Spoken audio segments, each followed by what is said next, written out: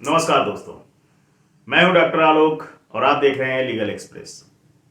दोस्तों, आपने अक्सर फिल्मों में ये देखा होगा या आम जीवन में भी सुना होगा कि कोर्ट के अंदर लोग गीता पर हाथ रखकर कसम खाते हैं कि मैं जो भी कहूँगा, सच के सिवा कुछ नहीं कहूँगा। तो इसमें क्या रियलिटी है, क्या सच्चाई है, और गीता पर ही हाथ रखकर कसम क्यों खाई जाती है? क्या आज के डेट में भी गीता पर हाथ रख के कसम खाई जाती है कोर्ट के अंदर, या खिलाई जाती है किसी भी विटनेस को? इन्हीं सब प्रश्नों के उत्तर जानने के लिए हम इस वीडियो में आगे बढ़ते हैं। तो आइए शुरू करते हैं वीडियो को।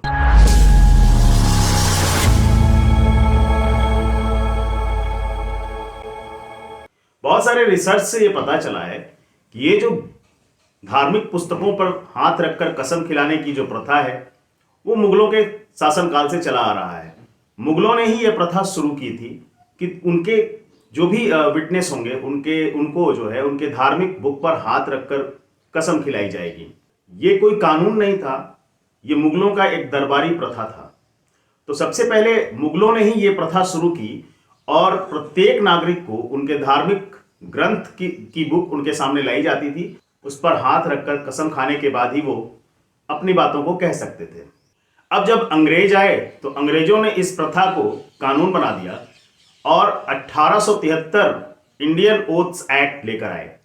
1873 इंडियन ओथ्स एक्ट को पूरे देश के हर एक जो न्यायालय थे उन न्यायालयों में उन्होंने लागू कर दिया।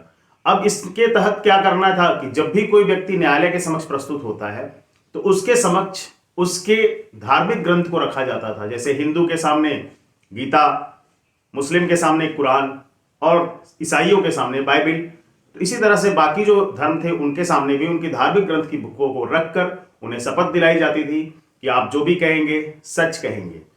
तो ये प्रथा जो है कानून कब बनी?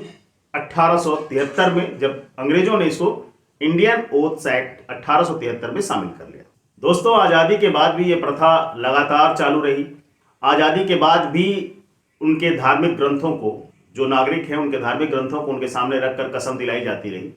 लेकिन लॉ कमीशन था, लॉ कमीशन ने जब अपनी 28वीं रिपोर्ट शामिल की तो उन्होंने कहा कि इंडियन ओथ्स एक्ट 1873 को थोड़ा सा अमेंड करने की जरूरत है, और उन्होंने इसको अमेंड किया। और अमेंड करने के बाद 1969 में 1969 में धार्मिक बुकों पर हाथ रखकर कसम खाने की प्रथा को समाप्त कर दिया गया और एक समान प्रथा जो है शुरू की गई। इस एक्ट के तहत पूरे देश में एक समान शपथ कानून को लागू किया गया। 1969 के इस कानून के पास हो जाने के बाद पूरे भारत देश में सिर्फ एक सर्वशक्तिमान भगवान के नाम पर ही कसम दिलाई जाती है, और उसके बाद धार्मिक ग्रंथों को नहीं रखा गया कि धार्मिक ग्रंथों पर आप हाथ रखकर कसम खाएं। कसम दिलाई जाती है न्यायालयों में उन सब प्रत्येक जो है विटनेस से, लेकिन उनको कहा जाता है कि आप सर्वशक्तिमान भगवान की, ईश्वर की कसम खाइए कि आप जो भी कहेंगे सच कहेंगे, सच के सिवा कुछ नहीं कहेंगे। तो ये कानून 1969 में बना जब केवल ईश्वर के नाम पर जो है शपथ दिलाई जाती। तो इस तरह से इसको क्या किया गया? सेकुलर बना दिया गया, किसी पर्टिकुलर धर्म के लिए नहीं, ईश्वर को साक्षी मानकर, एक सर्वशक्तिमान जो ईश्वर है उसको साक्षी मानकर लोग अपनी कस्में खाते हैं। तो इस कानून के बनने के बाद हिंदू, मुस्लिम, सिख, ईसाई सबको अलग अलग धार्मिक ग्रंथों पर हाथ रखकर कसम खाने की जरूरत नहीं थी। तो सिर्फ यही कसम खाई जाती थी कि मैं सर्वशक्तिमान ईश्वर को साक्षी मानकर ये कसम खाता हूं कि मैं जो भी कहूंगा न्यायालय के समक्ष वो सच कहूंगा और सच के सिवा कुछ भी नहीं कहूंगा। अब जो नया ओथ एक्ट 1969 बना था उसमें बच्चों को भगवान का स्वरूप माना गया है और 12 साल से कम उम्र के बच्चों को यह शपथ नहीं दिलाई जाती है। जब भी कोई ऐसे केस होते हैं जहां पे बच्चों की विटनेस की जरूरत होती है या बच्चों के गवाही ली जाती है, वहां बच्चों से 12 साल से कम उम्र के बच्चों को से जो है शपथ नहीं दिलाई जाती है। दोस्तों, वर्तमान में न्यायालयों द्वारा दो तरह से शपथ दिलाई जाती है।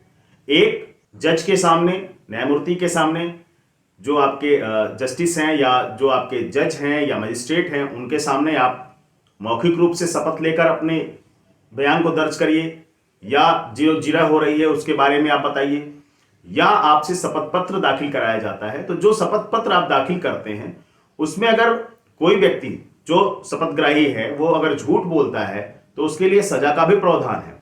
इंडियन पेनल कोड आर्टिकल 193 के तहत किसी भी झूठे गवाही के लिए 7 साल तक की सजा हो सकती है।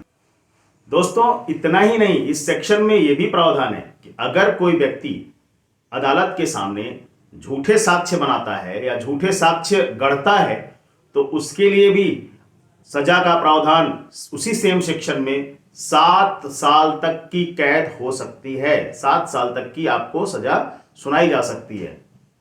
7 साल की सजा के साथ साथ इसमें जुर्माने का भी जो है जुर्माना भी किया जा सकता है। तो अदालत 7 साल की सजा भी कर सकता है और आप पर जुर्माना भी ठोक सकती है।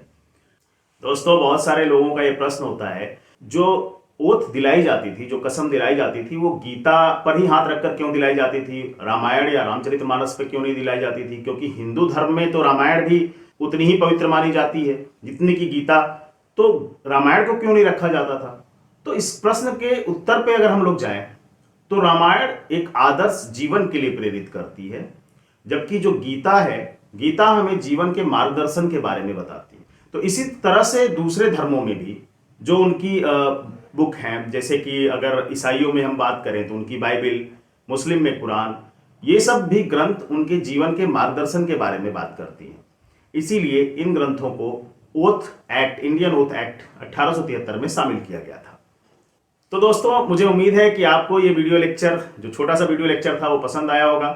अगर आपको ये जानकारी अच्छी लगी तो आप अपने थम्स अप करिए, लाइक करिए, अपने कमेंट्स लिखिए और बताइए कि हम और किस तरह की वीडियो आपको बना सकते हैं, आपको बता सकते हैं। कोई क्वेश्चन अगर आपके हों तो मैं ज़रूर उस पर वीडियो बनाऊंगा।